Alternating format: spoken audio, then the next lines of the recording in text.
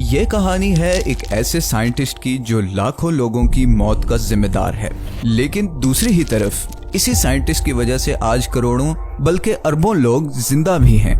1918 में जब इस साइंटिस्ट को इंसानों की सबसे बड़ी प्रॉब्लम सॉल्व करने की वजह से नोबेल प्राइज दिया गया तो उसके दोस्तों और फैमिली में से किसी ने भी इस फंक्शन को अटेंड नहीं किया, बल्कि 2 और नोबेल प्राइज विनर्स ने तो प्रोटेस्ट में अपना प्राइज भी रिजेक्ट कर दिया।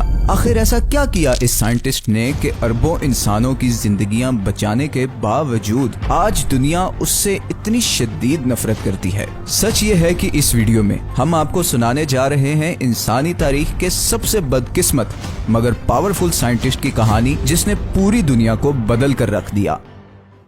हमारे जिस्म में 4 एलिमेंट्स होते हैं, ऑक्सीजन, कार्बन, हाइड्रोजन और नाइट्रोजन। नाइट्रोजन जिंदगी के लिए बहुत ही जरूरी एलिमेंट है और हम ये एलिमेंट प्लांट्स खाकर या उन एनिमल्स को खाकर हासिल करते हैं जो प्लांट्स खाते हैं। अब नाइट्रोजन का मसला ये है कि अगर हमारी जमीन में बार बार फार्मिंग की जाए तो ये जमीन से आहिस्ता आहिस्ता खत्म हो जाती है और फिर एक वक्त आता है कि जमीन में नाइट्रोजन इतनी कम हो जाती है कि कोई पेड़ या पौधा उग नहीं सकता।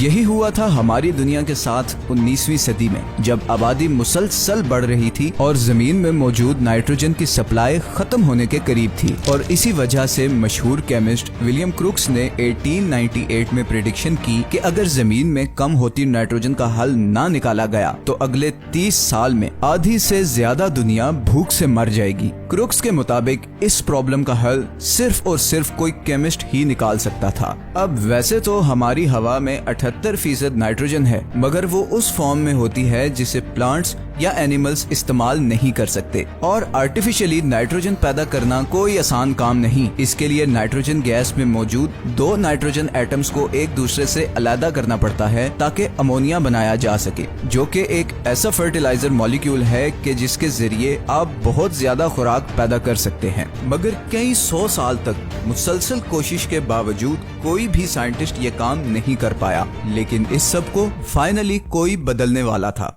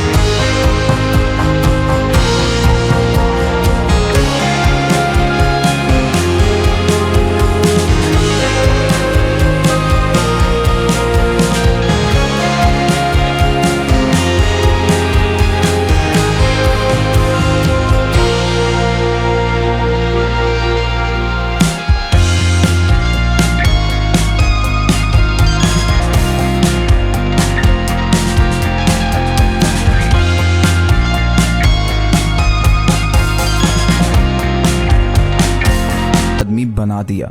इसकी वजह है वर्ल्ड वॉर 1। जब वर्ल्ड वॉर 1 शुरू हुई तो हैबर ने वॉलंटरीली उसमें शामिल होने का फैसला कर लिया। वो इस जंग में अपनी कंट्री की मदद करना चाहता था। जंग शुरू होने के कुछ ही महीनों के अंदर जर्मनी का गन पाउडर और एक्सप्लोसिव्स खत्म होने के करीब आ गया और ऐसा लग रहा था कि वो किसी भी वक्त जंग हार जाएगा। दूसरी तरफ हैबर खुराक पैदा करने वाले इस अमोनिया कंपाउंड के बारे में कुछ और भी जानता था। अमोनियम नाइट्रेट एक जबरदस्त फर्टिलाइजर होने के साथ साथ एक बहुत खतरनाक बारूद भी है। इसी की मिसाल है अगस्त 2020 में बैरूत का धमाका, जिसने पूरे शहर को हिला कर रख दिया। यह धमाका असल में एक वेयर हाउस में हुआ था, जहां पर मौजूद 3000 टन अमोनियम नाइट्रेट को आग लग गई और फिर ऐसा ब्लास्ट हुआ जिसे कई 100 किलोमीटर दूर लोगों ने भी सुना और तकरीबन 217 लोग इस एक्सीडेंट में मर भी गए। यही एक्सप्लोसिव मटेरियल बनाने के लिए हैबर ने फर्टिलाइजर बनाने वाली कंपनी में अमोनियम नाइट्रेट बनाना शुरू कर दिया ताकि टीएनटी और दूसरे एक्सप्लोसिव्स बना सके। कुछ ही अरसे में हैबर का बनाया हुआ बारूद दुश्मनों के परखच्चे उड़ा रहा था, लेकिन हैबर इस जंग में अपने देश के लिए कुछ और ज्यादा भी करना चाहता था। उसने डिफरेंट केमिकल्स को कंबाइन करके एक खतरनाक गैस बनाने के एक्सपेरिमेंट्स शुरू कर दिए। वो इस जंग को जल्द से जल्द खत्म करना चाहता था और इसके लिए वो किसी भी हद तक जाने को तैयार था। दिसंबर 1914 में वो एक ऐसी डेडली गैस बनाने में कामयाब हो गया जिसके जरिए चंद सेकंड्स में ही दुश्मन के सिपाही तड़प तड़प कर मर जाएं। इस गैस को क्लोरीन गैस कहा जाता है। 22 अप्रैल की शाम को 6 बजे जर्मनी फौजियों ने 5000 क्लोरीन गैस सिलेंडर एलाइड फौजों की तरफ करके खोल दिए। गैस पूरे मैदान में फैल गई और दुश्मन फौजी तड़प तड़प कर मर गए। ये इतनी तकलीफ दे मौत थी कि दूर खड़े जर्मन फौजी भी ये सारा मंजर देखकर कांप गए। उस दिन दुश्मन के 5000 फौजी इसी तरह मारे गए। हैबर को ऑनर के तौर पर कैप्टन का रैंक दे दिया गया। इस वाक़े के एक हफ्ते बाद हैबर अपने घर आया। अपनी इस अचीवमेंट की खुशी में उसने घर में एक पार्टी रखी। पार्टी खत्म होने के बाद वो अपने कमरे में सो रहा था कि अचानक उसे गन फायर की आवाज सुनाई दी। उसने बाहर आके देखा तो उसकी बीवी खुदकुशी कर चुकी थी।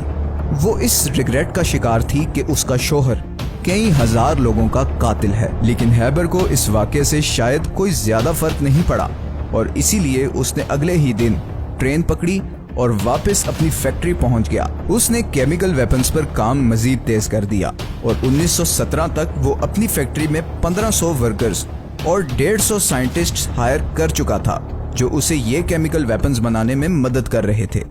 जर्मनी की आर्मी ने इन वेपन्स को दुश्मनों पर खुलकर इस्तेमाल किया और तकरीबन 1 लाख दुश्मन सिपाही इस गैस के नतीजे में तड़प तड़प कर मर गए। लेकिन इस सब के बावजूद जर्मनी वर्ल्ड वॉर 1 हार गया। हैबर इस हार से बहुत दुखी हुआ। कुछ ही साल बाद वो जर्मनी छोड़कर स्विट्जरलैंड चला गया और वहाँ एक होटल में 65 साल की उम्र में उसकी मौत हो गई। हैबर की मौत के कुछ ही साल बाद जर्मनी की हुकूमत ने उसकी फैक्ट्री का कंट्रोल ले लिया। उस जमाने में हैबर के इंस्टीट्यूट ने इंसेक्टिसाइड स्प्रे बनाया जिसका नाम था ज़ाइक्लोन बी। इसी स्प्रे की गैस को इस्तेमाल करते हुए फिर नाजी हुकूमत ने जर्मनी में मौजूद लाखों यहूदियों को तड़पा तड़पा कर कत्ल कर दिया। टेक्नोलॉजी ने जहां हमारे लिए आसानियां पैदा की हैं, वहीं हमारी तबाही के लिए भी बहुत सा सामान किया है। फ्रिट्ज हैबर की जिंदगी इसका एक जीता जागता सबूत है। एक तरफ तो उसकी वजह से आज तकरीबन 4 अरब लोग जिंदा हैं, मगर दूसरी ही तरफ कितने लाख इंसान उसकी वजह से एक दर्दनाक मौत मरे। यह जहानत ऊपर वाले की देन है। इसी जहानत को इस्तेमाल करके जहां आइंस्टाइन ने हमें दुनिया के फिजिकल लॉज से इंट्रोड्यूस करवाया, वहां उसने दुनिया को एटम बॉम्ब की इक्वेशन भी दी। जिस दिन अमेरिका ने हिरोशिमा पर एटम बॉम्ब गिराया, उस दिन आइंस्टाइन ने कहा कि मुझ पर अफसोस हो, काश मैं इन एक्सपेरिमेंट्स का हिस्सा ही ना बनता। आइंस्टाइन कभी भी नहीं चाहता था कि न्यूक्लियर फिजन को एक्सप्लोसिव बनाने के लिए इस्तेमाल किया जाए, मगर बदकिस्मती से उसके फॉर्मूले के नतीजे में लाखों लोग मौत का शिकार हुए। कोई भी चीज बुरी नहीं होती, उसका इस्तेमाल उसे अच्छा या बुरा बनाता है। इंसानी तारीख देखते हुए तो यही कहा जा सकता है कि इंसान ने हमेशा अपने फायदे के लिए दूसरे इंसानों को मौत की भेंट चढ़ाया है। ये सारी टेक्नोलॉजी, सारी इन्वेंशंस एक 2 धारी तलवार हैं और मेरे हिसाब से तो पिछले 100 साल में होने वाली तमाम इन्वेंशंस के फायदे से ज्यादा